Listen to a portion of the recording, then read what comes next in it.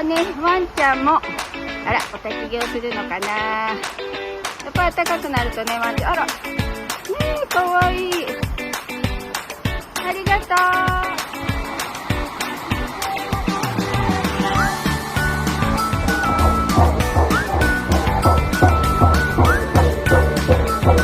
はい、今日はですね、天狗立様のところで皆さんで般若心経を唱えさせていただいています。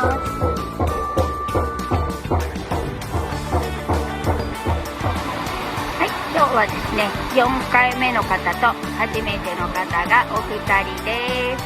暖かくなってきましたからね、初めての方やリピートの方もいらっしゃってくれると思います。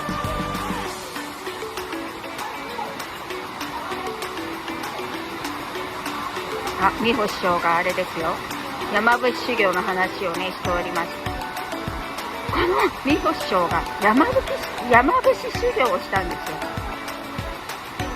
まあ聞くところによると、まあ、3日3晩お水は飲むそうなんですけれども、1日におにぎりもなんか1個ぐらい、それでなんか野宿するみたいな感じで3日間、なんかすごい山を登るらしいんですよね。そんな修行をされるからこそ警戒が晴れる山伏になれるんですよね。すごいです。今日はもう準備体操もね全て天狗立様のところにするそうです。さあ、腹色の狼で地に足グラウンディングをしていきます。